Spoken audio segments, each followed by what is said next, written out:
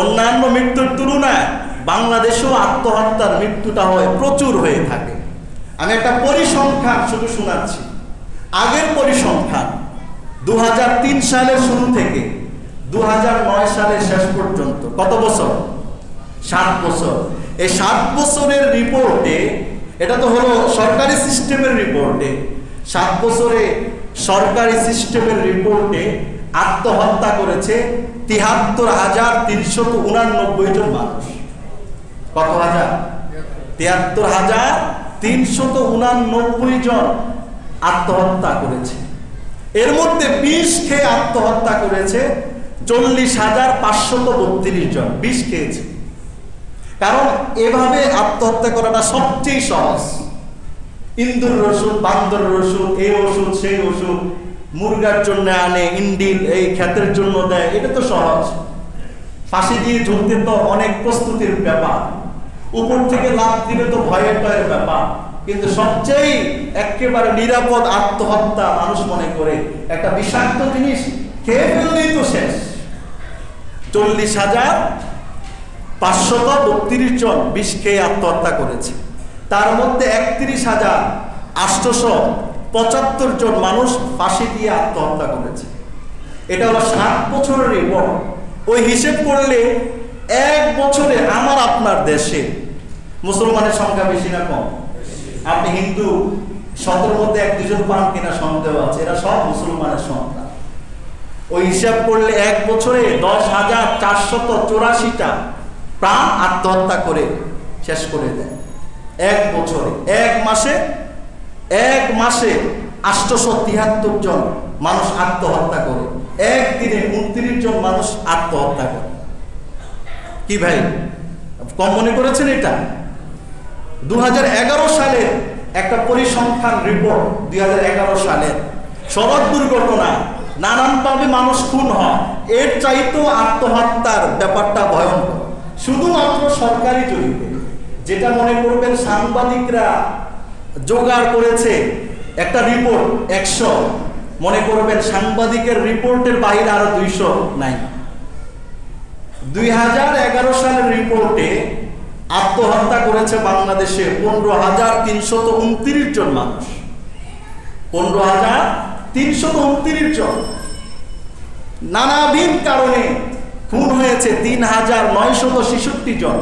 সড়ক দুর্ঘটনায় মারা গেছে 2,576 জন মানুষ সড়ক দুর্ঘটনায়।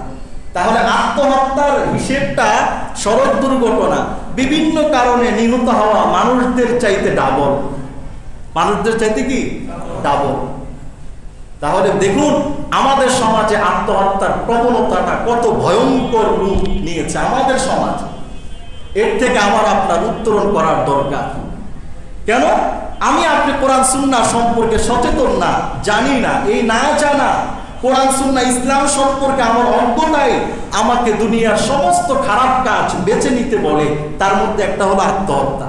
ঠিক না বেটে? কথা বলুন না, এটা তো রিপোর্ট। মোহতারাম হাজিরিন, আমি আপনাদের সমীপে পবিত্র কোরআনুল কারীমের 5ম পারায় অবস্থিত 4 নম্বর সূরা সূরাতুন নিসা 29 নম্বর আয়াতের শেষাংশ এবং 30 নম্বর আয়াতের পুরো অংশ তিলাওয়াত করেছি।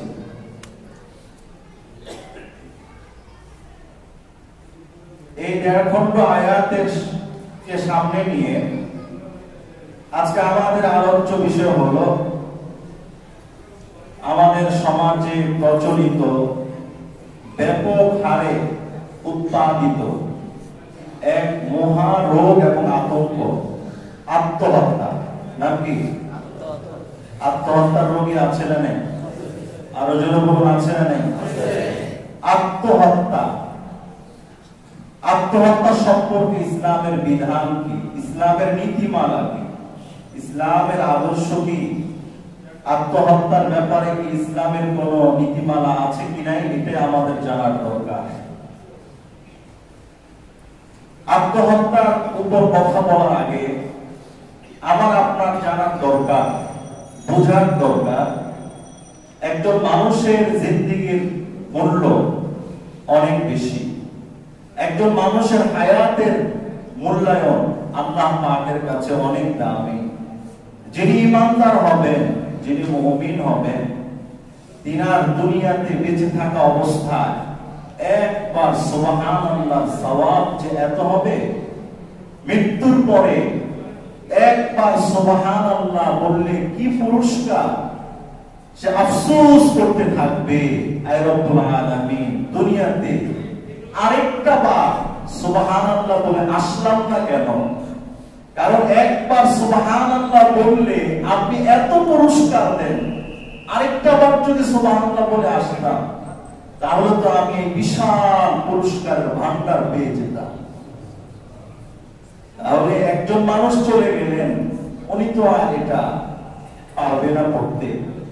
আমি আপনি বেঁচে আছি, আল্লাহ তৌফিক দিলে আমি আপনি এটা পড়তে পারবো, বলতে পারবো। একজন মানুষের জীবন এত দাম, এত মূল্য। আমাদের জীবন বাঁচানোর জন্য, আমাদের হায়াতকে সুস্থ এবং স্বাভাবিকভাবে চালানোর জন্য রব্বুল আলামিন কত প্রকার প্রাণীকে জবে করে খেতে বলেছেন। এটা আমাদের জন্য হালাল। আমাদের জীবন ধারণের জন্য কোটি কোটি গরু আমরা জবে করি, কোটি কোটি ছাগল জবে করি, কোটি কোটি মুরগি আমরা জবে করি, হাঁস জবে করি। এরাও তো একটা প্রাণী, প্রাণী না? হাঁস, মুরগি, ছাগল, যত প্রকার জানদার প্রাণী আছে, মাছ সহ, যেগুলো আমরা প্রত্যহ খাই, প্রতিনিয়ত খাওয়ার চেষ্টা করি, অ্যাভেলেবেল বাজারের মধ্যে বিক্রি হচ্ছে। এভাবেই আমার আপনার জীবনে পর্যন্ত এসছে। সেটাও একটা জীবন। ওই জীবনকে যখন জবে করা হয়, গরুর কি একটু কষ্ট হয় না? ছাগলের কষ্ট হয় না? মাছের কষ্ট হয় কি হয় না? হয়। এত কষ্ট। বুখারী শরীফের হাদিসের মধ্যে এসেছে, এক নারী বিড়ালকে কষ্ট দিতে দিতে মেরে ফেলেছে। আল্লাহ তাআলা বললেন, তোর জন্য আমি জান্নাত হারাম করে দিলাম। বিড়ালকে কষ্ট দিতে দিতে মেরে ফেলেছে। আরেকজন নারী একটা পিপাসার্ত কুকুরকে, কুকুর এসে কূপের সামনে হাঁপাচ্ছে। আগে তো এত সুন্দর ব্যবস্থা ছিল না, জায়গায় জায়গায় কূপ ছিল। কূপের সামনে কুকুর এসে কাঁপছে, কাতরাচ্ছে, হাঁপাচ্ছে। দূর থেকে একটা নারী দেখে বুঝলেন যে কুকুরের খুব পিপাসা লেগেছে।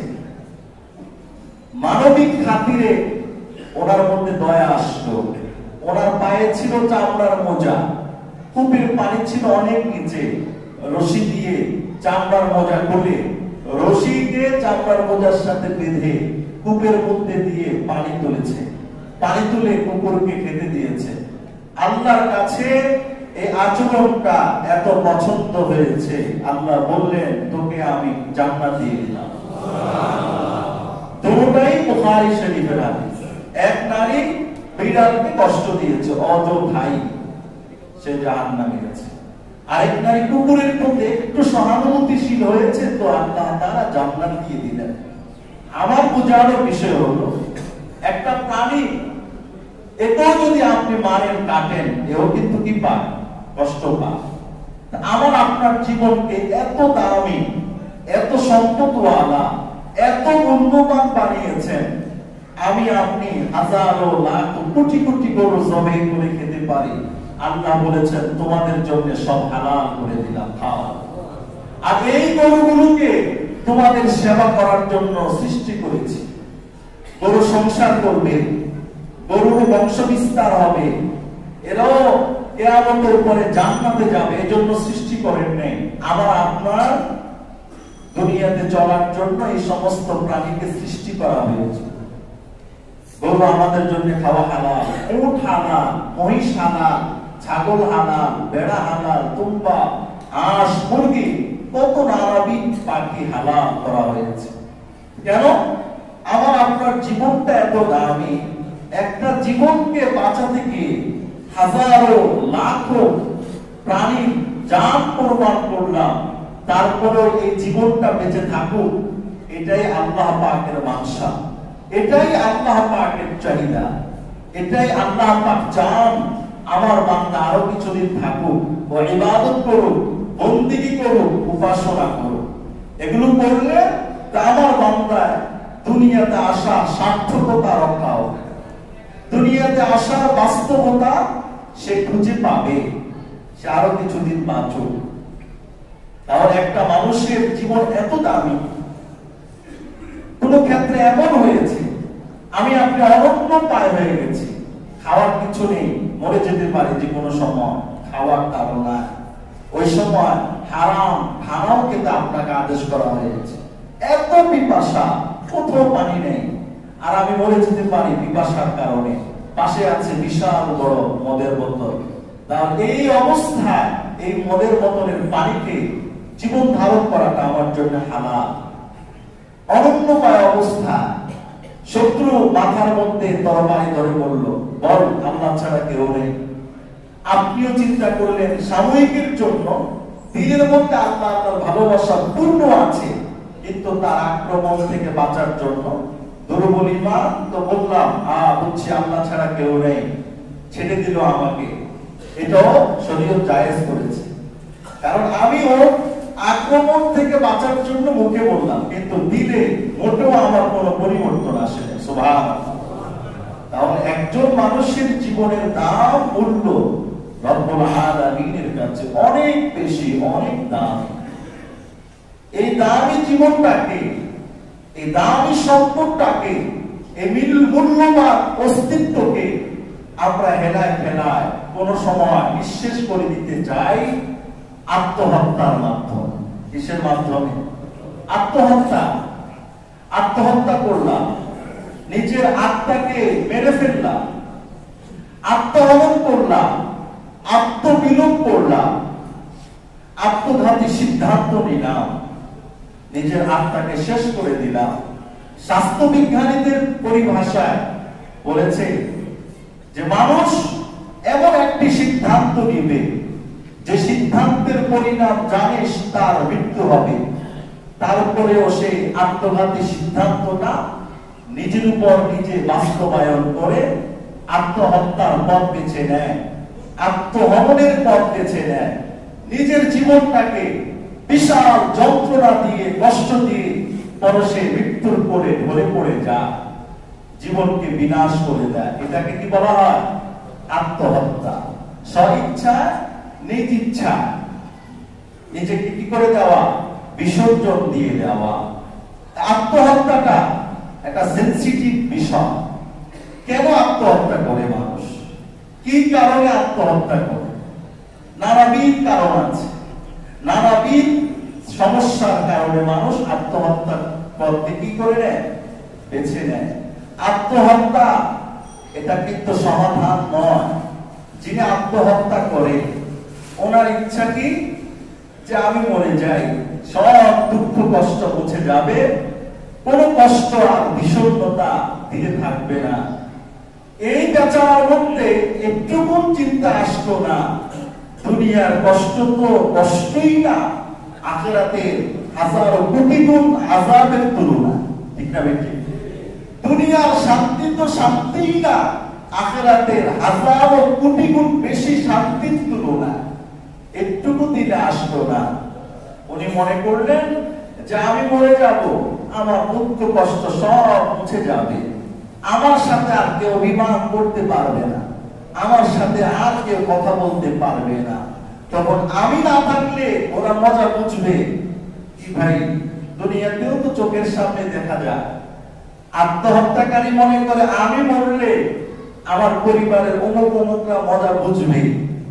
কি মজা বুঝবে? চলে গেছে, 2-3 দিন কান্না করবে, এরপরই তো স্বাভাবিক হয়ে যায়, তাই না?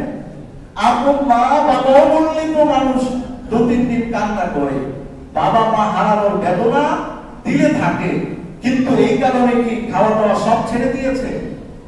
এটা সিস্টেম না, নিজাম না। যদি প্রিয়জন হারানোর বেদনা মানুষ সব ছেড়ে দিত, তাহলে তো পৃথিবী আর পৃথিবী থাকতো না। একজন মরলো, দাদা মরলো, দাদার শোকে বাবা মরলো, বাবার শোকে ছেলে মরলো, ছেলের শোকে নাতি মরলো, নাতির শোকে পুত্রী মরলো। এই সংসারে কি আর কেউ থাকবে? থাকবে না। তাহলে আমি যে আত্মহত্যা করব, বুঝাবো ওনাদেরকে। কাদেরকে কি বুঝাবো? ওনারা কি সারাদিন আমার জন্য কাঁদবে? চিরজীবনকে আমার জন্য বসে বসে কাঁদবে? না, এই সিস্টেম দুনিয়ার নিজামে নেই। আত্মহত্যা করা মানে সাংঘাতিক সিদ্ধান্ত নেওয়া, এটা সমাধান নয়, বরং এটা সর্বনাশ আরো বেশি ডেকে নিয়ে আসে। ঠিক না বেঠিক? আপনি একজন চাকরিজীবী, আপনার অধীনে আপনার পরিবারের 10 জন চলে, বিশাল একটা সমস্যার সৃষ্টি হলো, আত্মহত্যার পথ বেছে নিলেন, মরে গেলেন। আপনি মরে তো সমাধান দেননি, মরে আরো 9 জনের জীবনকে বিপন্ন করে দিয়েছেন।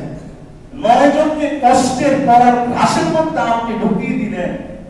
যারা ঢাকার মধ্যে ভালোভাবে রাজার হালে ছিল, আপনি আত্মঘাতী সিদ্ধান্তের কারণে পুরা 9 জনের ফ্যামিলিটা চলে গেছে দেশের সেই টিনের বাড়িতে। সেখানে গিয়ে তারা অভাব অনটনে জীবন ধারণ করছে। এটা কি সমাধান হলো? কথা বলেন, এটা কি সমাধান? আত্মহত্যা সমাধান নয়। আত্মহত্যা সাংঘাতিক সিদ্ধান্ত নিয়ে নিজের জীবনকে জাহান্নামের দিকে ঠেলে দিয়ে নিজের পরিবারের মানুষকে নানান সুবিধা থেকে খালি করে দেওয়ার নাম হলো আত্মহত্যা। কি কারণে আত্মহত্যা করে? ব্যবসায় মার খেয়েছে, এটা একটা কারণ। হঠাৎ 50 লক্ষ টাকা মাইক, যন্ত্রণা বিষণ্ণতা সহ্য করতে না পেরে তিনি আর জ্বালা মেটানোর জন্য আত্মহত্যার পথ বেছে নিয়েছে। প্রেমে ব্যর্থ হয়ে গেছে, আছে না নেই? আরে কথা বলেন না কেন? প্রেমে ব্যর্থ হয়েছে, ঝাঁকা খেয়েছে, প্রেম করে সফল হতে পারেনি। ছেলে মেয়ে রাজি, উভয় পক্ষের মা বাবা রাজি না।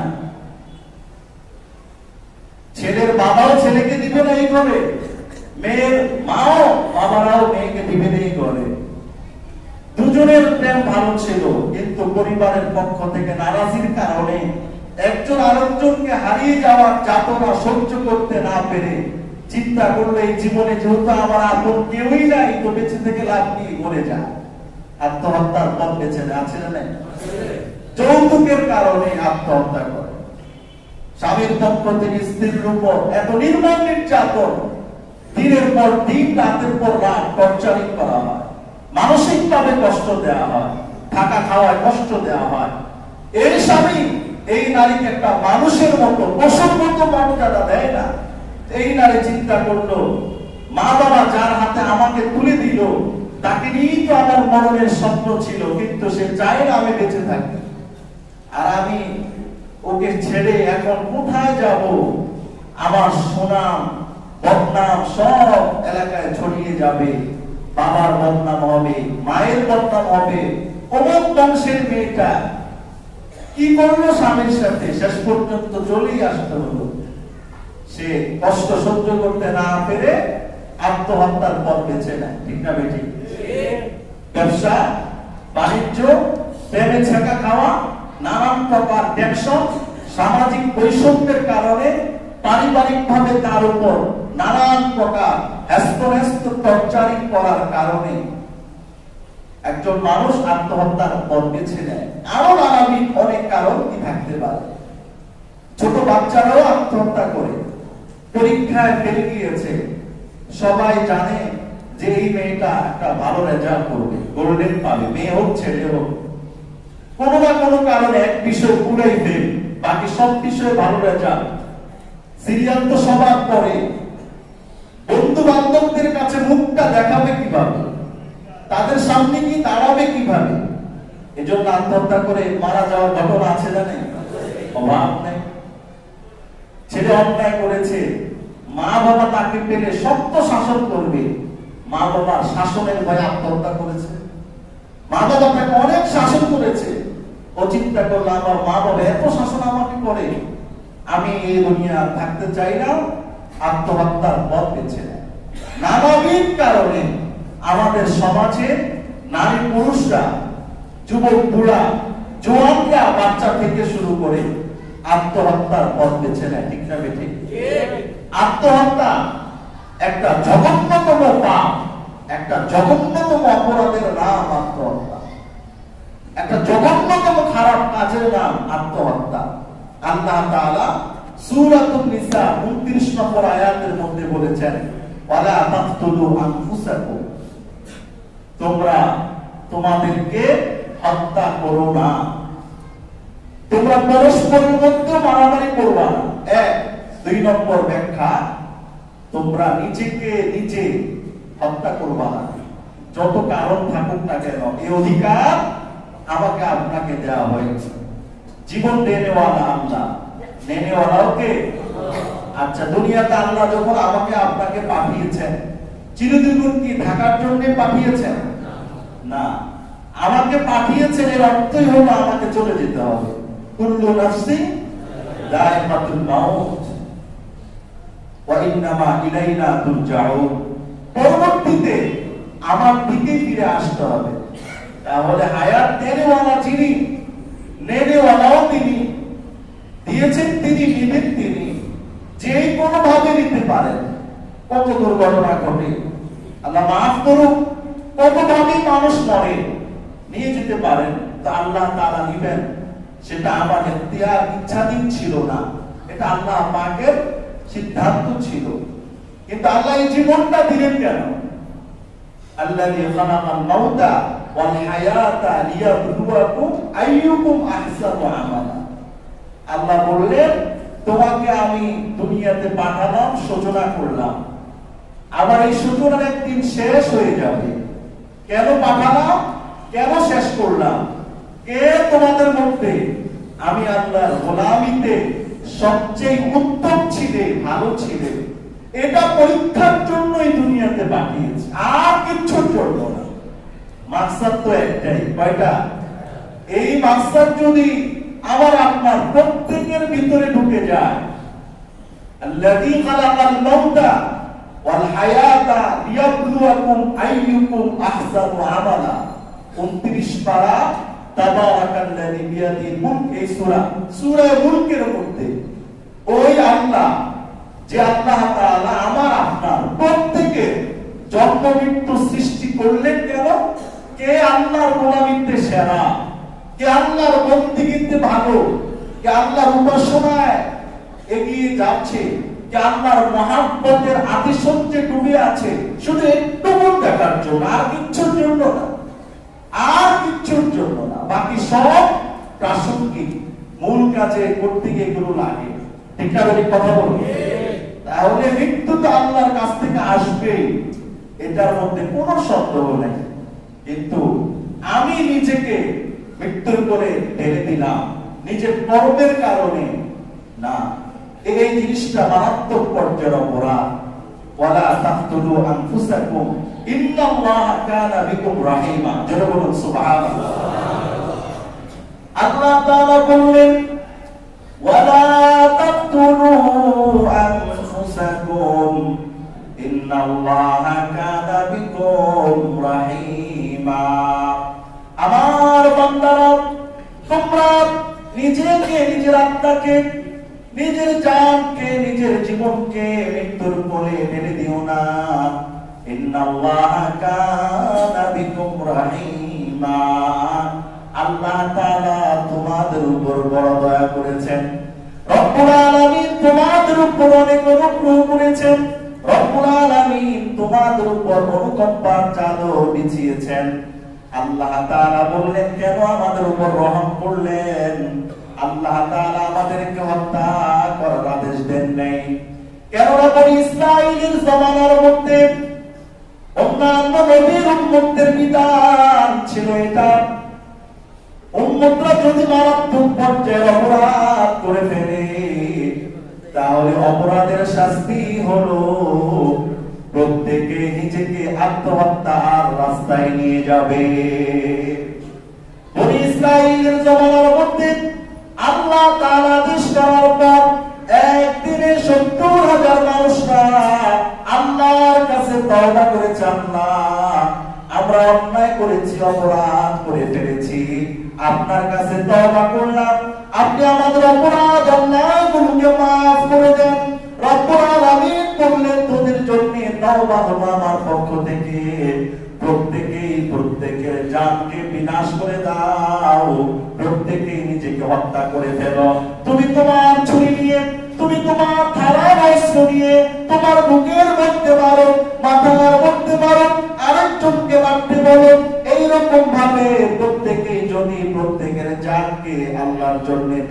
যেতে পারো, তোমরা নিজেদেরকে নিজেরা হত্যা করা, এটা আমি আল্লাহ তাআলার কাছে তোমাদের তাওবা। সুবহানাল্লাহ। আল্লাহ রাব্বুল আলামিন যদি আমাদেরকে বলতেন, উম্মতে মুহাম্মাদকে যদি আল্লাহ তাআলা বলতেন, হে উম্মতে মুহাম্মাদি,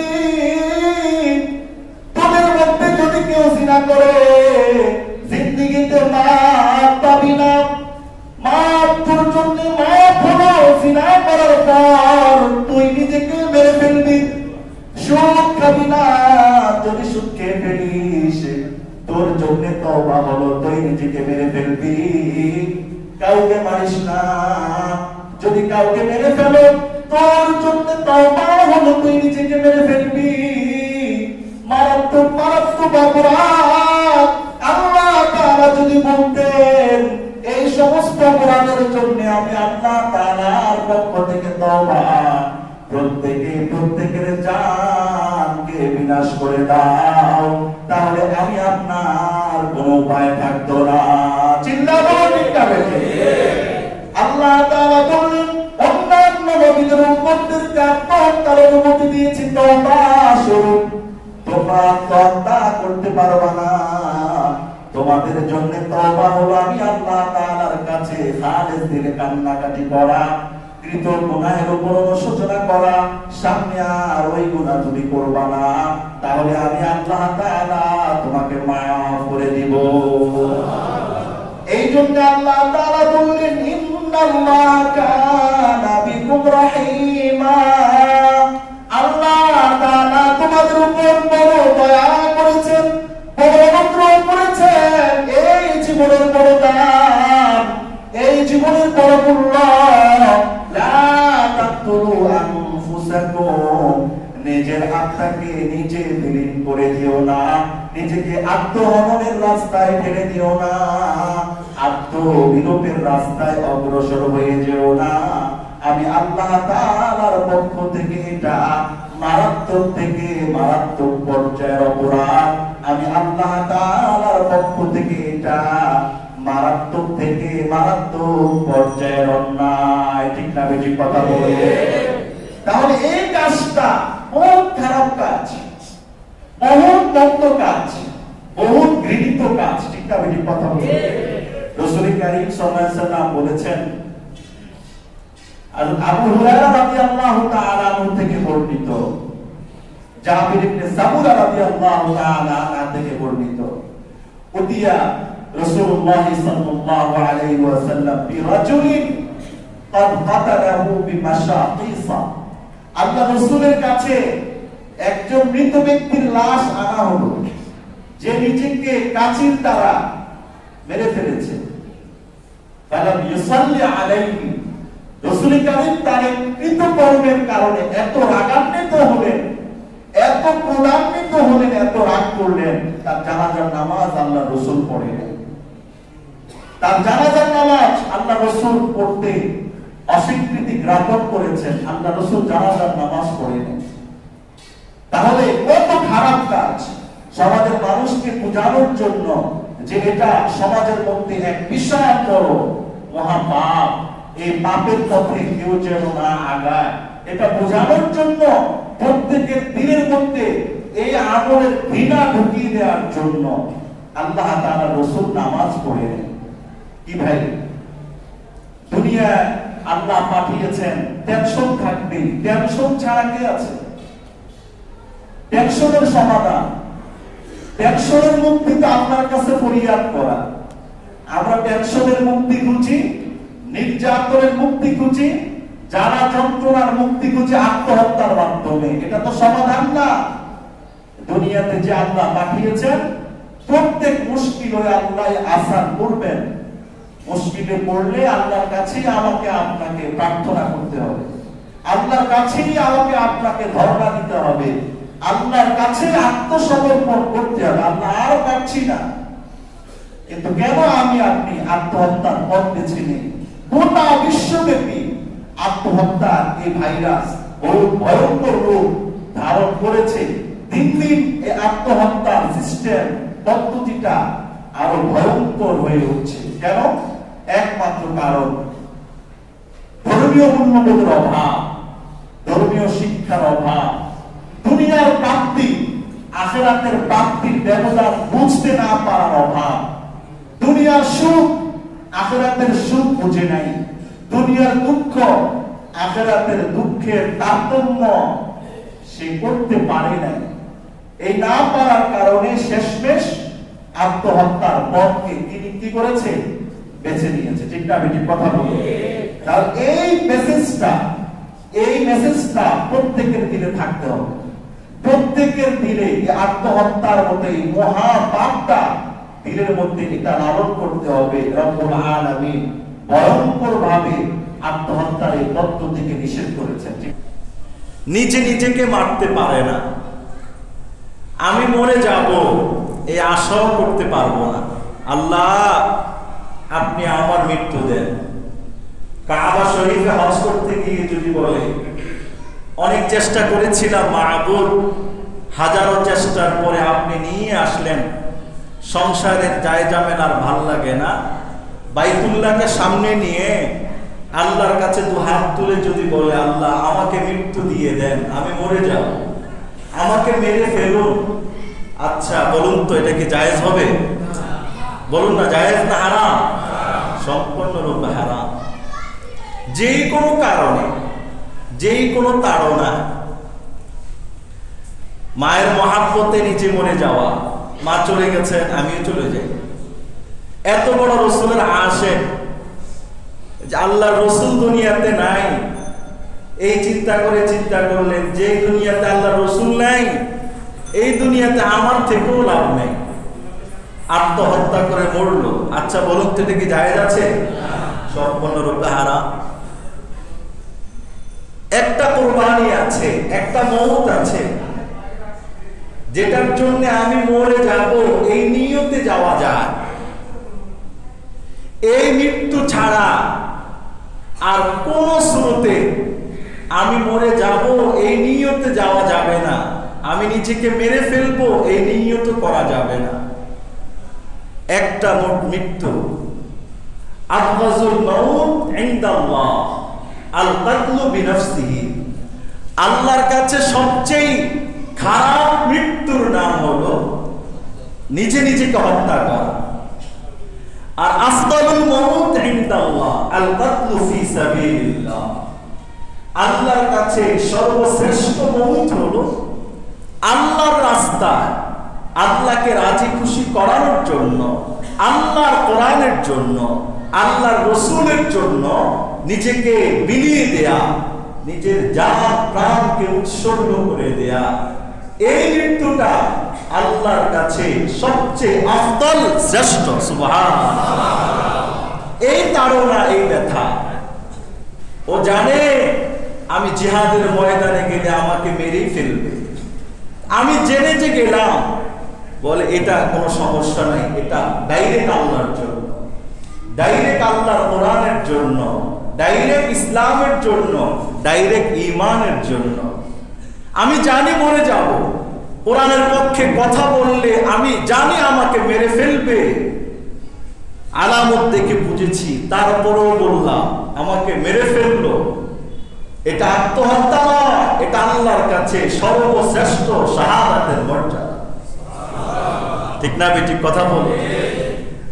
অনেক সাহাবী গোটা জীবনভর স্বপ্ন নিয়ে জিহাদের ময়দানে জিহাদ করতে গিয়েছে, শহীদ হওয়া তৌফিক জুটে নেয়।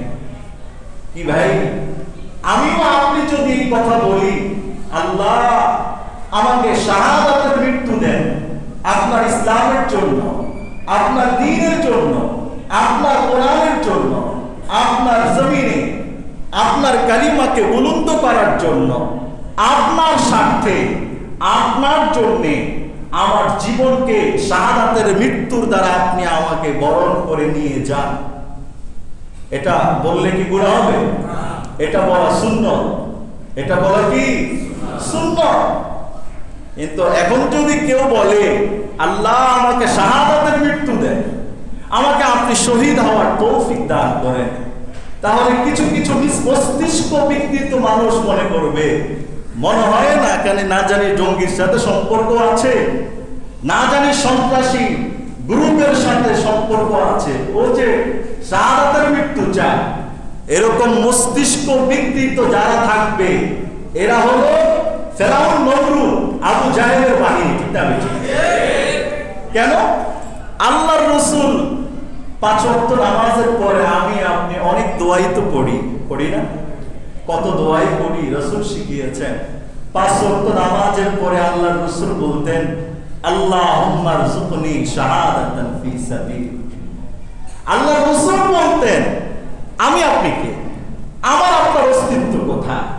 আমার আপনার পাওয়ার কি?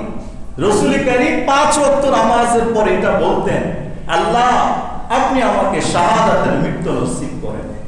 যেখানে আমার রাসূল এটা বলতে পারে, এই রাসূলের উম্মত হয়ে এই কথাটা নামাজের পরে মৃত্যুর আগ পর্যন্ত আমি রব্বে কারীমের কাছে একবার কেন 1000 বার প্রার্থনা করব, এটা আমার রাসূল শিখিয়েছেন। ঠিক না বেঠিক? কেন? রাসূল বুঝেছেন আল্লাহর রাসূলকে আল্লাহ শিখিয়েছেন আল্লাহর জন্য। কোরআন, দ্বীন ইসলামের জন্য কেউ যদি কথা বলে, শত্রুপক্ষের হাতে যদি শাহাদাত বরণ করে, আল্লাহ পাক তাকে এত পুরস্কার দিবেন যে পুরস্কার শহীদ যিনি হবে না তিনি আশা করতে পারে না। সুবহানাল্লাহ বলুন না। আল্লাহ রাসূল দোয়া করতেন যে আল্লাহুম্মা ইন্নী আতামান্না আন উকতালা ফি সাবিলিল্লাহ। আল্লাহ রাসূল বলতেন যে আমি চাই যে আল্লাহর রাস্তায় শহীদ হয়ে যেতে। সুবহানাল্লাহ বলুন। ইন্নী উকতালু ফি সাবিলিল্লাহ সুম্মা উহইয়া সুম্মা উকতাল সুম্মা উহইয়া সুম্মা উকতাল। আল্লাহর রাসূল হাদিস শরীফের মধ্যে বলেছেন, আমি চাই রব্বুল আলামিনের কাছে আল্লাহর জন্য আমি শাহাদাতের মর্যাদা যেন লাভ করতে পারি। শহীদ হওয়ার পর আবার যেন চিন্তা হয়ে যায়, আবার যেন আল্লাহর জন্য নিজের প্রাণটুকুনকে বিলিয়ে দেই, আবার যেন আমি জিন্দা হয়ে যাই, আবার যেন নিজের প্রাণটুকুনকে আল্লাহর জন্য আমি যেন বিলিয়ে দিতে পারি। একবার না, দুইবার না, তিনবার আল্লাহর রাসূল এই দোয়া করেছেন। আল্লাহর রাসূল কেন? আল্লাহর রাসূলকে আল্লাহ জানিয়েছেন যে শাহাদাতের মর্যাদা লাভ করবে, আল্লাহ তাআলা তার জন্য ঘোষণা করেন, ওয়ালা তাহসাবান্নাল্লাযীনা কুতিলু ফি সাবিলিল্লাহি আমওয়াত বাল আহইয়াউন ইনদা রাব্বিহিম ইউরযাকুন। যারা আমি আল্লাহর জন্য শাহাদাতের মর্যাদা লাভ করবে, তোমরা তাদেরকে মৃত বলো না, তারা মালিকের কাছে জীবিত, মালিকের পক্ষ থেকে তাদেরকে রিজিক প্রদান করা হয়। সুবহানাল্লাহ। যে আল্লাহর রাস্তায় চলে গেল, মৃত বলো না। তুমি কি বলবো? আল্লাহ কোরআনে শিখিয়েছেন তুমি এই কথাটা বলো যে আল্লাহ পাকের মেহমানকে মেহমানদারি করানোর জন্য নিয়ে গেছেন। এই মেজবান আল্লাহ মেহমানকে মেহমানদারি করাবেন কিয়ামতের আগ পর্যন্ত। সুবহানাল্লাহ। এই মেহমান কবে ফিরে আসবে? এই মেহমান ফিরে আসবে কিয়ামতের দিন। এই মেহমানটা ফিরে আসবে কোন দিন? যে আল্লাহর রাস্তায় শহীদ হয়ে গেল, এই তামান্না নিয়ে শহীদ হল, আমি মরবো, মরে যাব। এটা আত্মহত্যা নয়, এটা হলো সর্বশ্রেষ্ঠ শাহাদাতের মৃত্যু। ঠিক না বেঠিক? কেন? আল্লাহর রাসূল বলেছে এরকম একজন শহীদ যিনি হবেন, আল্লাহ তাআলা তার ব্যাপারে মৃত্যু বরণ করেছে শব্দ ব্যবহার করতে নিষেধ করেছে। বরং এটা বলো যে আল্লাহর কাছে আল্লাহর মেহমান গিয়েছে, এই মেহমানকে আল্লাহ মেজবান আপ্যায়ন করবেন কিয়ামত পর্যন্ত। একটা সবুজ পাখির মধ্যে এই শহীদের রূহ দিয়ে দিবে, জান্নাতের যেখানে মনে চায় সেখানে সে ঘুরতে থাকবে। সুবহানাল্লাহ। এটা হলো এক মৃত্যু। আরেকটা হলো না নিজে নিজেকে মেরে ফেললাম, এটা হলো আত্মহত্যা। আত্মহত্যাটা জঘন্যতম পাপ, মহাপাপ আত্মহত্যা করা। আত্মহত্যাকারীর ঠিকানা জাহান্নাম। আমাদের সমাজের মধ্যে এই কথাগুলো বেশি বেশি করে প্রচার প্রসার করারও দরকার, ঠিক না বেটি? কথাগুলো নিজের দল হেরে গেছে, নিজের দল হেরে গেছে। দুই দেশ খেলা হয়, ব্রাজিল আর্জেন্টিনা, উনি সাপোর্ট, দুটোটাই তো কুফরে মিল্লাহ, দুটোটাই কাফের গোষ্ঠীর অন্তর্ভুক্ত। এক কাফের হারলো, মুসলমান তাকে সমর্থন করলো। হারলো কেন আমার দল? বিশ্বকাপ কেন জিতলো না? বিষ খেয়ে মরে গেল। এরকম ঘটনা আছে না নাই? নিজের প্রিয় নায়কটা মরে গেল, যে নায়ক গোটা জীবনে হাজার হাজার লাখ লাখ মানুষকে জাহান্নামের রাস্তায় উঠিয়ে দিয়েছে। প্রিয় নায়ক মরে গেল। প্রিয় নায়কের কত হাজারো প্রেমিকার প্রেমিকা আত্মহত্যা করে মরে গেল। আছে না নাই কথাগুলো? জুয়া ধরেছে, জুয়া জিততে পারে নাই, আত্মহত্যা করে মরে গেল। কিছু থেকে কিছু হলেই বউ স্বামীকে থ্রেট দেয়, উল্টা পাল্টা করলে আমি কিন্তু বিষ খেয়ে মরে যাব, তখন তোমার যাবজ্জীবন জেল হয়ে যাবে। তখন কি করবা? স্বামী বেচারায় ভয় পেয়ে যায়। সন্তানের পক্ষ থেকেও বাবা মাকে বলা হয় যে আমার প্রেমে যদি বাধা দেন আমি বিষ খেয়ে মরে যাব। বাবা মা ভয় আর এই ব্যাপারে কোনো কথাবার্তা বলে না, কি একটা থ্রেট দেয়, ঠিক না বেটি? কথা বলে। কিন্তু এর অর্থ এটা নয় কি আমি কি মানুষকে হারাম কাজ থেকে বাঁচাবো না, আমি কি মানুষকে অন্যায় কাজ থেকে বাঁচাবো না। আমার ছেলে মেয়ে এটা বললেই আমি ওকে ওর উপর ছেড়ে দিব, যা মন চায় দুনিয়ার তাই করবে। এটা তো একজন বাবা মা করতে পারে না। আমার সাধ্য মতো আমি তাকে করবো, ঠেকাবো। আল্লাহ রসুল বলেছেন যে আত্মহত্যা করে মারা যায় সে জাহান্নামে যাবে। কোথায় যাবে? জাহান্নামে যাবে। মুসলিম শরীফের হাদিসের মধ্যে এসেছে, হযরত আবু হুরায়রা রাদিয়াল্লাহু তাআলা আনহু থেকে বর্ণিত, রাসূল করিম সাল্লাল্লাহু আলাইহি ওয়াসাল্লাম বলেছেন, মান কাতালা নাফসাহু বিহাদিদা, কেউ নিজেকে মারলো ধারালো কোনো তরবারির দ্বারা, অস্ত্রের দ্বারা, যেটার দ্বারা মানুষ মানুষকে মারা যায়, এমন জিনিসের দ্বারা সে নিজেকে মারলো। কি দিয়ে মারলো? ধারালো কোনো লোহার টুকরার দ্বারা। মান কাতালা নাফসাহু বিহাদিদাতিন ফাহাদিদাতুহু ফি ইয়াদিহি, ফাহাদিদাতুহু ফি ইয়াদিহি ইয়াতাজাওয়াউ বিহা ফি বাতনিহি ফি নারি জাহান্নাম খালিদান মুখাল্লাদান ফিহা আবাদা। আল্লাহ তাআলা এর শাস্তি স্বরূপ কি করবেন? এর হাতের মধ্যে, এত চলে গেল, মরে গেল, জাহান্নামের আগুনে তাকে নিক্ষেপ করবেন। হাতের মধ্যে এক বিশাল বড় লোহার টুকরা ধারালো অস্ত্র দিয়ে দিবেন, সে জাহান্নামের আগুনে জ্বলতে থাকবে। আর হাতের মধ্যে ধারালো টুকরাটা দিয়ে যেভাবে সে নিজেকে মারলো এভাবেই সে নিজের উপরে আক্রমণ করতে থাকবে। রাসূল কারীম বললেন, কতদিন পর্যন্ত? খালিদান, চিরস্থায়ী, মুখাল্লাদান, আরো চিরস্থায়ী, আবাদান, আরো চিরস্থায়ী। নাউজুবিল্লাহ। তিনটা শক্তিশালী তাকিদ দিলেন। খালিদান মানে চিরস্থায়ী, মুখাল্লিদান মানে চিরস্থায়ী চিরস্থায়ী, আবাদান মানে চিরস্থায়ী চিরস্থায়ী চিরস্থায়ী। যে নিজেকে হত্যা করে ফেলবে, নিজের নফসকে মেরে ফেলবে। কত ভয়ঙ্কর কথা, কত ভয়ঙ্কর কথা। রাসূল কারীম বলেছেন, মান শারিবা সাম্মা, কেউ যদি বিষ খেয়ে মারা যায়, কেউ যদি বিষ খেয়ে মারা যায়, বিষ খেয়ে মারা যাওয়ার লোক আছে না নাই? কানা ইয়াতাহাজ্জাহু ফি নারি জাহান্নামা খালিদান মুখাল্লাদান ফিহা আবাদা। কেউ বিষ খেয়ে মারা গেল, জাহান্নামে আল্লাহ তাকে মৃত্যুর পরেই নিক্ষেপ করবেন। ওই জাহান্নামের আগুনে জ্বলতে থাকবে, তার হাতের মধ্যে তার মতো করে বিষ দিয়ে দেওয়া হবে, কিয়ামত পর্যন্ত সে এই বিষ খেতে থাকবে। নাউজুবিল্লাহ, জোরে বলুন নাউজুবিল্লাহ। দেখি চারটিখানি কথা আমি মনে করলাম। দুনিয়াটাই কি আমার প্রাপ্তি? এটাই কি আমার চাওয়া পাওয়ার শেষ জায়গা? এটা চাওয়া পাওয়ার কিচ্ছুই না। প্রাপ্তি পড়ে আছে হাজার কোটি মাইলের বিস্তীর্ণ স্বর্ণের, রূপা, হীরা, মণিমুক্তা, রাজপ্রাসাদ, হুর, গিলমান, অট্টালিকা, বালাখানা পড়ে আছে আমার আপনার জন্য। এটাই প্রাপ্তির শেষ জায়গা নয়। সূচনাই তো না, শেষ হবে কিভাবে? ঠিক না বেঠিক কথা বলি? মান শারিবা সাম্মান কানা ইয়াতাহাসসাউ ফি নারি জাহান্নাম।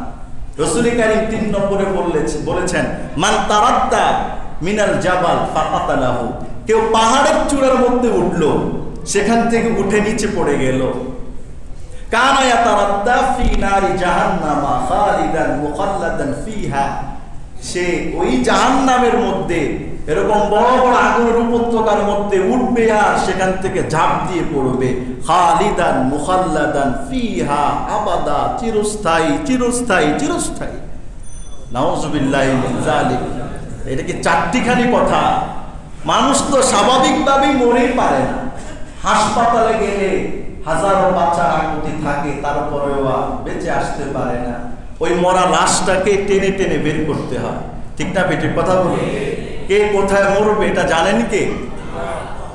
নফস দিয়েছেন কে? রূহ দান করেছেন কে? আল্লাহর রূহ। আল্লাহ যদি কোনোভাবে নিয়ে যেতে চান সেটা তিনি নিয়ে যাবেন, কিন্তু আল্লাহর রূহ আল্লাহ নিবে। এই রূহটাকে আমি আত্মঘাতীর দ্বারা এটাকে বিনাশ করে দিলাম, এটা আল্লাহ তাআলার সাথে এক প্রকার খোদাদ্রোহিতার শামিল। ঠিক না বেঠিক কথা বলি? আল্লাহর সাথে এক প্রকার খোদাদ্রোহিতার শামিল। কত মারাত্মক ধরনের পাপ আমাদের সমাজে, এরকম পাপ করেনেওয়ালা মানুষের সংখ্যা আছে না নেই? রাসূল কারীম আরেক হাদিসের মধ্যে বলেছেন, মুসলিম শরীফের হাদিসের মধ্যে, হযরত শাইবান রাহমাতুল্লাহি আলাইহি তিনি বললেন, সামি'তুল হাসান রাদিয়াল্লাহু তাআলা আনহু আন্নাহু ইয়াকুল, আমি হযরত হাসান রাদিয়াল্লাহু তাআলা আনহুকে এই কথা বলতে শুনেছি, যে হাসান রাদিয়াল্লাহু তাআলা আনহু বললেন, ইন্না রাজুলান মিম্মান কানা ক্বাবলাকুম মিনাল উমাম, তোমাদের পূর্ববর্তী নবীদের জামানার একজন মানুষ ছিল, খারাজাত বিহি তারহা, তার গায়ের মধ্যে একটা ফোড়া উঠলো। কি উঠলো? ফোড়া উঠলো। ফালাম্মা আদাতহু, এই ফোড়াটা যখন তাকে কষ্ট দিতে লাগলো। আচ্ছা বলুন তো, ফোড়ার যন্ত্রণা কম না বেশি?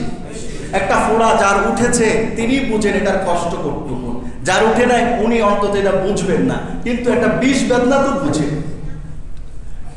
ফোড়াটা যখন বাড়তে লাগলো, তার শরীর আক্রান্ত করতে লাগলো, বেচারা বেচাইন হয়ে ফান্তাজা সাহমান মিন কিনানাতিহি, তীরের যেই বার আছে, তীর রাখার যে বাক্সা আছে, বাক্সার থেকে একটা তীর সে বের করলো। ফানাকা আহু, ওই তীরের দ্বারা সে যন্ত্রণা সহ্য করতে না পেরে চিন্তা করলো, এত যন্ত্রণা নিয়ে বাঁচার কি দরকার, ওই তীরটার দ্বারা ফোড়াকে এমন ভাবে মারলো, ইচ্ছা হলো সে মরে যাবে। ইচ্ছা কি তার?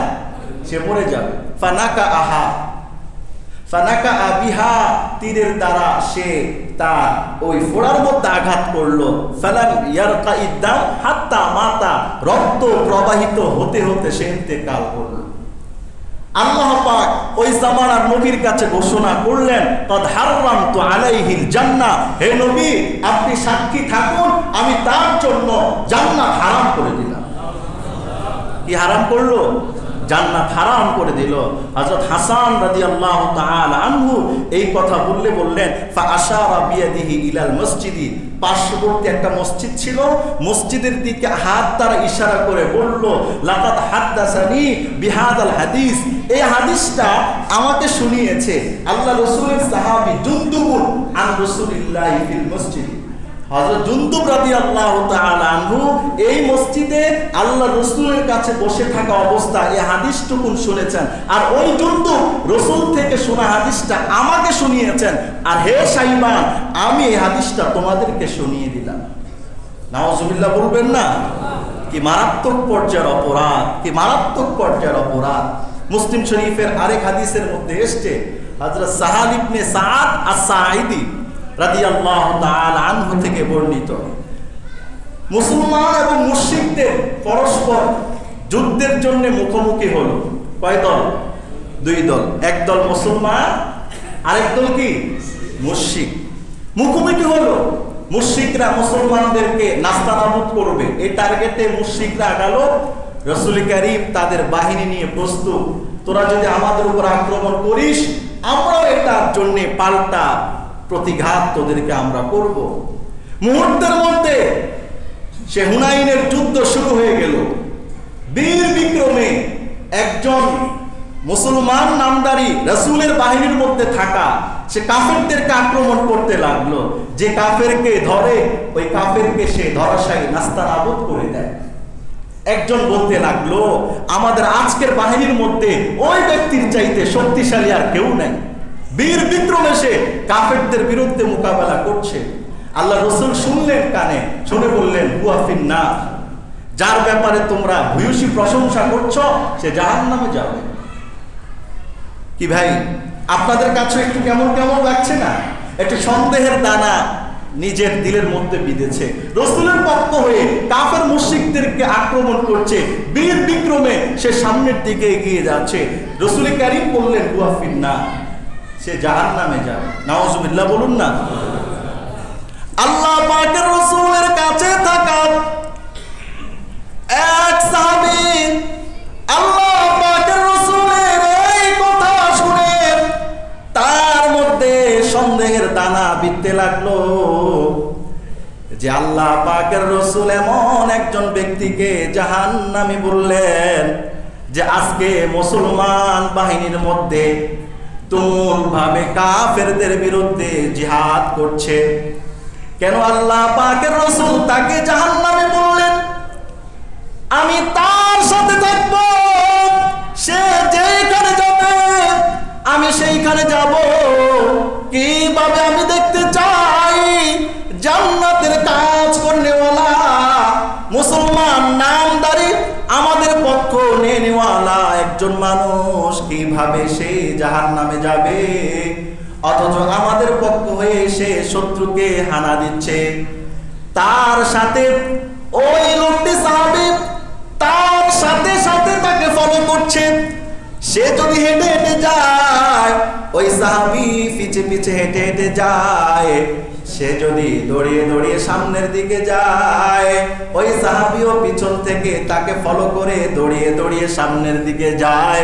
হঠাৎ করে জিহাদের ময়দানে ওই বীর পাহলোয়ান ব্যক্তিটি আহত হয়ে গেল কাফেরদের আক্রমণের মাধ্যমে। রাত্রিবেলা আক্রমণ সহ্য করতে পারে নাই, শরীরকে ক্ষত বিক্ষত করে দেওয়া হয়েছে। এই যন্ত্রণা সে সহ্য করতে পারে নাই। যন্ত্রণা সহ্য করতে না পেরে যে তরবারির দ্বারা দিনের বেলায় জিহাদ করেছে, ওই তরবারিটা গোড়াটা মাটির গতিরে ফুটে ফেলল, আর আগাটা আসমানের উপর দিয়ে রাখলো। তার আঘাতের যন্ত্রণা সহ্য করতে পারে নাই। ওই তরবারির আগার মধ্যে সিনার অংশটা লাগালো, লাগিয়ে সে উপর হয়ে তরবারির উপর শুয়ে পড়লো। সাথে সাথে তরবারির আগা তার বক্ষের মাধ্যমে ঢুকে পিঠ দিয়ে বের হয়ে গেছে। রাসূল কারীম এই লোকটাকে তো জাহান্নামী বলেছে, কেননা সে আমাদের পক্ষ হয়েও যদি জিহাদ করে ঠিক আছে, এমন একটা কাজ করবে যে কাজটা আল্লাহ তাআলা মোটেও পছন্দ করেন না। ঠিক না বেঠিক? ওই ব্যক্তিকে আল্লাহ পাকের রাসূলের যে সাহাবী ফলো করছিলেন, ওই সাহাবী দৌড়িয়ে আল্লাহর রাসূলের কাছে এসে বললেন, ইয়া রাসূলুল্লাহ, আপনি যেই মানুষটিকে বলেছেন সে জাহান্নামে যাবে, সে তো নিজেকে আত্মহত্যা করে ফেলেছে। আল্লাহর রাসূল জিজ্ঞেস করলেন কিভাবে? তিনি বললেন তার তরবারির আগা দিয়ে তার বুকের এক পার্শ্ব দিয়ে ঢুকালো, আরেক পার্শ্ব দিয়ে বের করে ফেললো। এইভাবে আঘাতের যন্ত্রণা সহ্য করতে না পেরে সে নিজের জীবনকে নিজের তরবারির দ্বারাই বিনাশ করে দিয়েছে। এই মানুষটাকে আল্লাহর রাসূল মরার আগেই বীর বিক্রমে যখন যুদ্ধ করছে তখন তাকে জাহান্নামী বলেছে।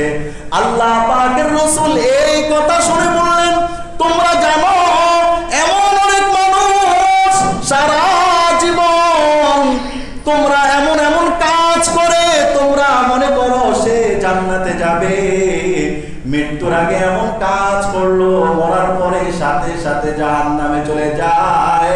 সে এমন এমন কাজ করে তোমরা মনে করো অমুক ব্যক্তিটি জাহান্নামে মৃত্যুর আগে কালিমা পড়ে ইন্তেকাল করে লোকটা জান্নাতে চলে যায়। তো আল্লাহ পাকের রাসূল বললেন, আল্লাহর কসম করে আমি বলি, কোন কোন সময় আল্লাহ তাআলা বেদিন, ফুজ্জার, মারাত্মক থেকে মারাত্মক পর্যায়ের গুনাহগার মানুষের দ্বারাও দিনের কাজ নেন।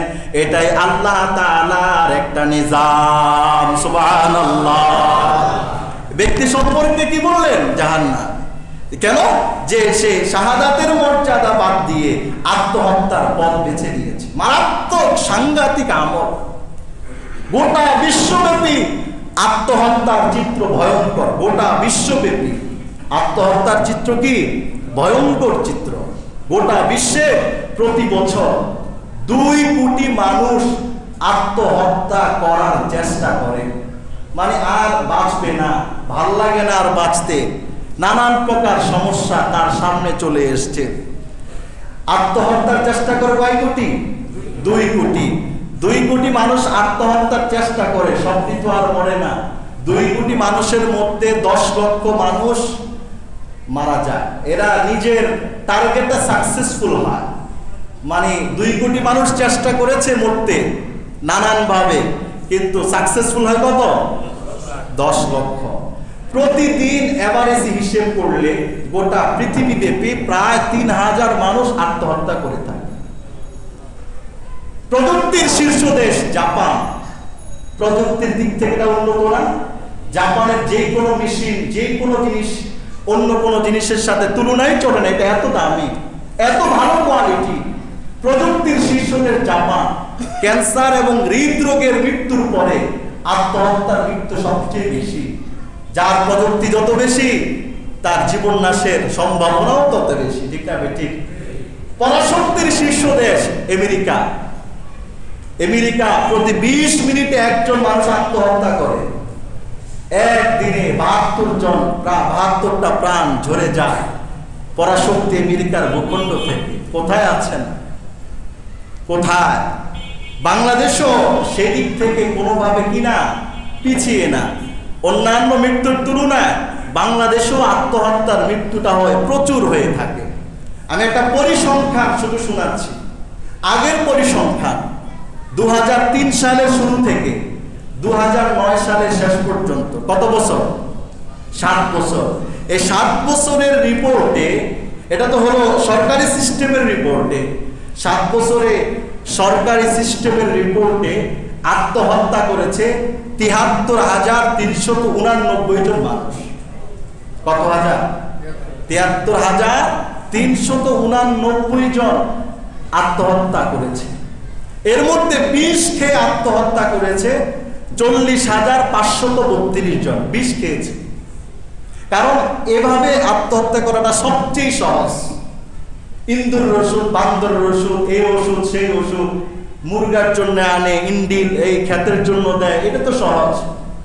ফাঁসি দিয়ে ঝুলতে তো অনেক প্রস্তুতির ব্যাপার, উপর থেকে লাফ দিলে তো ভয়ের ব্যাপার।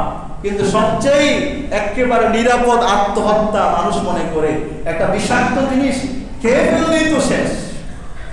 40,532 জন বিষ খেয়ে আত্মহত্যা করেছে। তার মধ্যে 31,875 জন মানুষ ফাঁসি দিয়ে আত্মহত্যা করেছে। এটা হলো 7 বছরের রিপোর্ট। ওই হিসেব করলে 1 বছরে আমার আপনার দেশে মুসলমানের সংখ্যা বেশি না কম? আপনি হিন্দু 17 মধ্যে 1-2 জন পান কিনা সন্দেহ আছে, এরা সব মুসলমানের সংখ্যা। ওই হিসাব করলে 1 বছরে 10,484টা প্রাণ আত্মহত্যা করে শেষ করে দেয়। 1 বছরে, 1 মাসে 873 জন মানুষ আত্মহত্যা করে। একদিনে 29 জন মানুষ আত্মহত্যা করে। কি ভাই, কম মনে করেছেন? এটা 2011 সালের একটা পরিসংখ্যান রিপোর্ট। 2011 সালে সড়ক দুর্ঘটনা নানানভাবে মানুষ খুন হয়, এর চাইতেও আত্মহত্যার ব্যাপারটা ভয়ঙ্কর। শুধুমাত্র সরকারি জরিপে, যেটা মনে করবেন সাংবাদিকরা জোগাড় করেছে একটা রিপোর্ট 100, মনে করবেন সাংবাদিকের রিপোর্টের বাইরে আরো 200 নাই। 2011 সালের রিপোর্টে আত্মহত্যা করেছে বাংলাদেশে 15,329 জন মানুষ। 15,329 জন। নানাবিধ কারণে খুন হয়েছে 3,966 জন। সড়ক দুর্ঘটনায় মারা গেছে 2,576 জন মানুষ সড়ক দুর্ঘটনা। তাহলে আত্মহত্যার হিসেবটা সড়ক দুর্ঘটনা, বিভিন্ন কারণে নিহত হওয়া মানুষদের চাইতে ডাবল। মানুষদের চাইতে কি ডাবল। তাহলে দেখুন আমাদের সমাজে আত্মহত্যার প্রবণতাটা কত ভয়ঙ্কর রূপ নিয়েছে আমাদের সমাজ। এর থেকে আমার আপনার উত্তরণ করার দরকার। কেন? আমি আপনি কোরআন সুন্নাহ সম্পর্কে সচেতন না, জানি না। এই না জানা, কোরআন সুন্নাহ ইসলাম সম্পর্কে আমার অজ্ঞতাই আমাকে দুনিয়ার সমস্ত খারাপ কাজ বেছে নিতে বলে। তার মধ্যে একটা হলো আত্মহত্যা। ঠিক না বেটে? কথা বলুন না। এটা তো রিপোর্ট। এই রিপোর্ট ছাড়া বিশ্ব স্বাস্থ্য সংস্থা এবং বাংলাদেশের মানসিক স্বাস্থ্য ইনস্টিটিউটের ঢাকার যৌথ উদ্যোগে পরিচালিত ন্যাশনাল সার্ভের নীতিমালা একটা রিপোর্ট করেছে। 17 মধ্যে 4.6% মানুষ বিষণ্ণতার রোগে আক্রান্ত।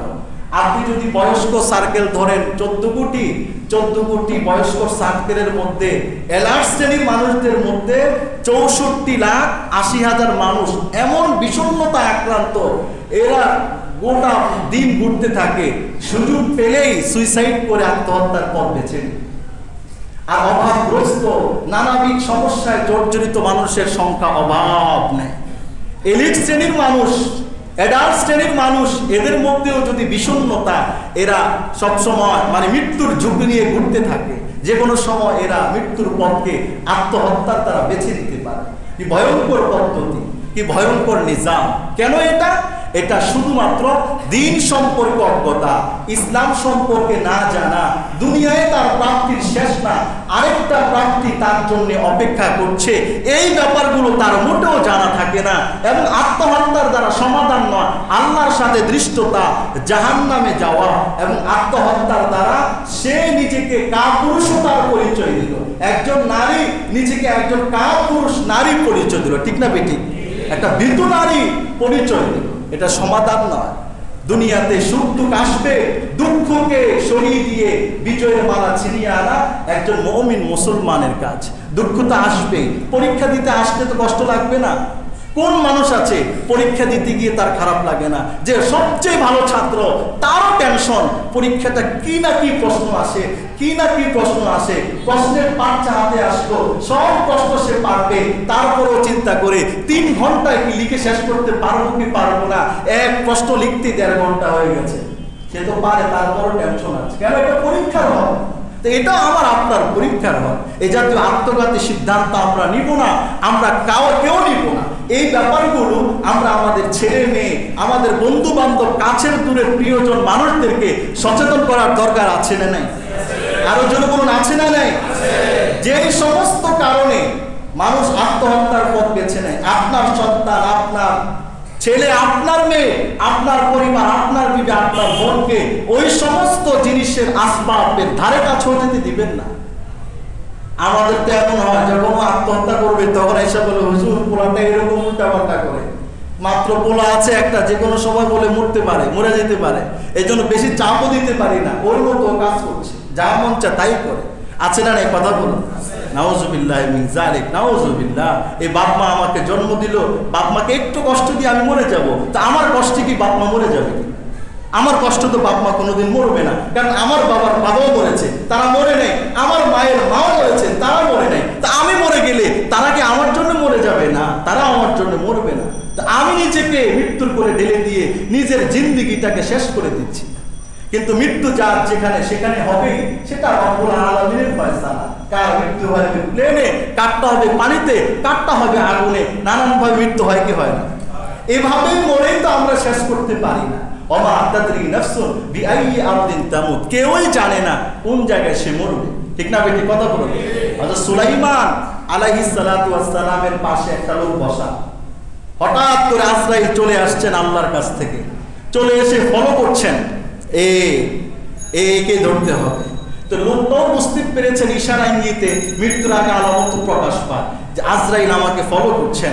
লোকটা কাকতি মিনতি করে সুলাইমানকে বললেন যে আল্লাহর নবীর পয়গম্বর, আপনার কাছে কত শক্তিশালী জিন থাকে, আজরাইল আমাকে ফলো করছে, আপনি একটা জিনের দ্বারা আমাকে হিন্দুস্তানে পাঠিয়ে দেন না, যাতে করে আজরাইল ব্যবসা ভালো না কাকে টার্গেট করে বসে আছে। সুলাইমান আলাইহিস সালাম একটা জিনকে নিলেন, বললেন একে নিয়ে হিন্দুস্তানে নিয়ে যাও। হিন্দুস্তানে নিয়ে যাওয়ার পরে আজরাইল সুলাইমান আলাইহিস সালামের সামনে এসে বললেন, ইয়া নবী আল্লাহ, আপনার কাছে একটা লোক বসা ছিল, ও কোন জায়গায় আছে? একটু আগে দেখলাম, এখন নাই, কোথায় আছে?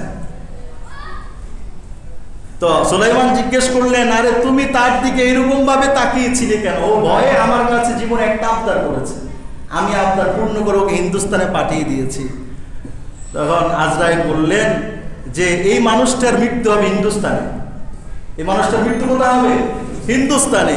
আমি এখানে এসে দেখলাম ফাইল টাইল খুলে যে ওর ছবির সাথে নাক চেহারা পূর্ণ মিল আছে আমার কাছে এই ফাইল, কিন্তু আমি চিন্তা করলাম যে এই লোকের মৃত্যু হবে অল্প কিছুক্ষণের মধ্যে আপনার এই দেশে, কোথায় হিন্দুস্তান আর কোথায় আপনার দেশ? শেষ পর্যন্ত কি একে কোনো করেই নিয়ে যেতে হবে কিনা আমার, কারণ মৃত্যু তো তার ওখানে লেখা। কিন্তু আজরাইল এসে ফলো করলেন, সে তামান্না করলো আমাকে হিন্দুস্তানে পাঠিয়ে দেন। তো বললেন, আমি কি চিন্তা করলাম ভুল দেখছি কিনা? না, ভুল না, একেবারে অক্ষর অক্ষরে মিল আছে। তো নিচে লেখা আছে এই বান্দার মৃত্যু হবে হিন্দুস্তানে। চলে গেলেন হিন্দুস্তানে। মরণ থেকে পালাও তুমি, মরণ তোমায় লইবে গিরি, যদিও সুদূর আকাশ পানে পালাও সে তাই লাগে সিঁড়ি। ঠিক না বেটি? কথা বলে রব্বুল আলামিন আমাদেরকে আত্মহত্যার মতো ভয়াবহ সিস্টেম থেকে আমাদেরকে বেঁচে থাকার তৌফিক দান করুন। অনেক সময় বিভিন্ন সমাজে মানুষ আত্মহত্যা করে কি করে না, তখন একটা প্রশ্ন যে আত্মহত্যা করেনেওয়ালা মানুষের জানাজা দিবে কি দিবে না, মানুষ একটা পেরেশানিতে পড়ে যায়। এই সম্পর্কে একটা হাদিস আমি শুনাই, হযরত জাবির ইবনে সামুরা রাদিয়াল্লাহু তাআলা হাদিস, যে উতিয়া বি রাসূলিল্লাহ সাল্লাল্লাহু আলাইহি সাল্লাম রাজুলুন কাতালা নাফসাহু বিমাশাকিসা, এক ব্যক্তিকে আল্লাহর রাসূলের কাছে আনা হলো, সে একটা কেচির দ্বারা নিজেকে হরণ করে নিল, মেরে ফেলল। ফালাম ইসাল্লি আলাইহি, রাসূল কারীম তার জানাজার নামাজ পড়ে নাই। এক হাদিস। দুই নম্বর হাদিস হলো আবু হুরায়রার থেকে বর্ণিত, রাসূল কারীম বললেন, সাল্লু কুল্লা খালফি বাররিন ওয়া ফাজিরিন, তোমরা প্রত্যেক নেককার বদকারের পিছনে নামাজ পড়তে পারো। পাঁচজন মানুষ আছে, সবাই রাস্তার প্রতি, ইমাম নাই। এখন জামাতের ফজিলতের জন্য একজনকে পাঠিয়ে দিলে জামাত হবে কিনা? ওই লোকটা সিগারেট খায়, গাঁজা খায়, মদ খায়, তারপরও নামাজ পড়ে, এটা ফাজির। সাল্লু খালফা কুল্লি ফাজিরিন ওয়া বাররিন ওয়া সাল্লু আলা কুল্লি বাররিন ওয়া ফাজিরিন, প্রত্যেক গুনাহগার এবং নেককারের উপর তোমরা নামাজ পড়ো। তো নামাজ পড়লে সেটা হবে জানাজার নামাজ। ওয়াজাহিদু মা কুল্লি বাররিন ওয়া ফাজিরিন, জিহাদ করতে যাও তো গুনাহগারও যদি যেতে চায় ওকে নিয়ে যাও, নেককারও যদি যেতে চায় ওকে নিয়ে যাও। তাহলে এক হাদিসের মধ্যে রাসূল জানাজার নামাজ পড়েন নাই, আর এক হাদিসের মধ্যে বলছেন বদকার হইলেও তার জানাজার নামাজ পড়ো, কেন? সে তো বেঈমান না। তাহলে আত্মহত্যা কেউ যদি জায়েজ মনে না করে, যেটা জায়েজ এটা মনে নাই, একটা গুনাহের কাজ মনে করে মরেছে, তাহলে এটা মারাত্মক পর্যায়ের গুনাহ হয়েছে। আর যদি মনে করে আত্মহত্যা আমার জন্য জায়েজ, তাহলে চিরদিন জাহান্নামে যাবে। কেন? হালাল হারামকে হালাল করেছে। ঠিক না বেটি? কথা বলি। এখন এই ব্যক্তির জানাজার নামাজের কি হুকুম? এই ব্যক্তির জানাজার নামাজ সম্পর্কে এই দুটো হাদিসকে সামনে নিয়ে বলেছে যে আত্মহত্যার জঘন্যতা বোঝানোর জন্য এলাকার এলিট শ্রেণীর মানুষ, শীর্ষস্থানীয় মানুষ যারা, ভদ্র সভ্য ভালো মানের মানুষ যারা, সকলে যাদেরকে শ্রদ্ধা করে, এই গণ্যমান্য ভালো মানুষগুলো যদি আত্মহত্যার ঘৃণ্যতা অন্যদেরকে বোঝানোর জন্য, না এরকম মানুষের পিছনে আমরা নামাজ পড়বো না, অন্যরা চিন্তা করবে আল্লাহ আমাদের এলাকার ভালো ভালো মানুষগুলোই তার জানাজার নামাজ পড়ে নাই, এরকম ভাবে আত্মহত্যা করা যাবে না। যদি এই নিয়তে তারা নামাজ না পড়ে জায়েজ আছে, কিন্তু সাধারণ সর্বসাধারণের উপরে এবং নিজের পরিবার পরিজন যার চলে গেছে তারা তার উপর অবশ্যই জানাজার নামাজ পড়বে এবং তাকে কবরস্থানে গিয়ে কি করবে? দাফন করবে। কথা বুঝতে পেরেছেন? মনে করেন আত্মহত্যা মরলে শিয়াল লাশ উঠায় নেয়, এমন জায়গায় কবর দেওয়া যাবে না যে কবর থেকে শিয়াল কিনে লাশ উঠায় নেয়, এরকম ধারণা আছে। তাহলে আত্মহত্যার জন্যে জানাজার নামাজ আছে, ভালো ভালো মানুষরা যদি মসজিদের ইমাম মুয়াজ্জিন সাহেবরা এরা আমরা জানাজার নামাজ পড়বো না, আপনারা তাদেরকে জোর জবরদস্তি করতে পারবেন না। কারণ জানাজার নামাজ পড়ানোর মতো আপনাদের মধ্যে হাজারো মানুষ আছে। যার ঘরে পড়লো তার ঘরে লোক থাকতে পারে, সাধারণ একজন মুসল্লিও থাকতে পারে, ঠিক না বেটি কথা বলুন। তারপরেও মানুষ সাহস করে না, বাধ্য হয়ে কেউ না কেউ আমরা পড়ায় ফেলি, এটা জায়েজ আছে। কিন্তু এই পথ এখতিয়ার করা যাবে? রব্বুল আলামিন আমাদেরকে আত্মহত্যা এরকম সাংঘর্ষিক মৃত্যু, জাহান্নামে নিয়ে যাওয়া এমন মৃত্যু থেকে হেফাজত করুন। সবাই বলুন আমিন, আরো জোরে বলুন আমিন। ওয়া আখিরু দাওয়ানা আলহামদুলিল্লাহি রাব্বিল আলামিন। মুহতারাম